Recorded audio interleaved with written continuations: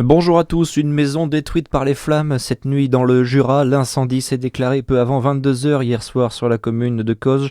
D'importants moyens ont été mobilisés, mais la maison a été complètement consumée. Ses occupants ont dû être relogés. On ignore la cause du départ de feu. Le second fugitif aurait été repéré au nord de Besançon. Une centaine de policiers traquent toujours l'un des deux détenus qui se sont échappés de la prison de Dijon jeudi matin.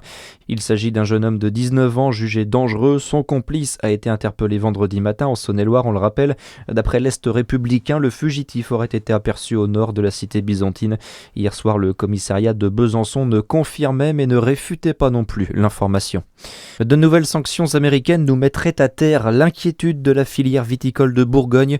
Depuis vendredi, c'est au tour du Sénat d'examiner le projet de loi de finances 2026, un texte qui contient l'augmentation d'une taxe sur les géants du numérique américain.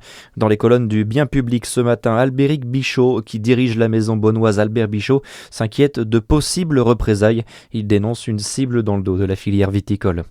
En France, mes sincères pensées vont aux victimes et à leurs proches. Les mots du ministre de l'Intérieur Laurent Nunez ce matin, après ce dramatique incendie en Meurthe-et-Moselle la nuit dernière. 5 personnes âgées de 16 à 60 ans ont perdu la vie sur la commune de Neuve-Maisons, à quelques kilomètres au sud de Nancy.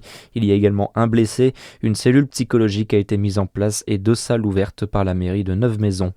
Les sports avec le football, le 8e tour de la Coupe de France qui se jouait en grande partie hier. Fin de parcours pour le Racing Besançon. Les Bisontins ont été éliminés par les Mosellans de Fréming 1-0 et l'aventure s'arrête aussi pour le FC Chalonnais battu à domicile 1-0 par le Puy Foot 43. L'entente Is-Selonget de son côté s'est inclinée avec les honneurs 3-2 contre Bourg-en-Bresse. Notez qu'en Ligue 1, Paris est tombé pour la deuxième fois de la saison. Hier, c'était à Monaco. Les joueurs du Rocher se sont imposés 1-0. Très bonne journée à tous sur Fréquence Plus.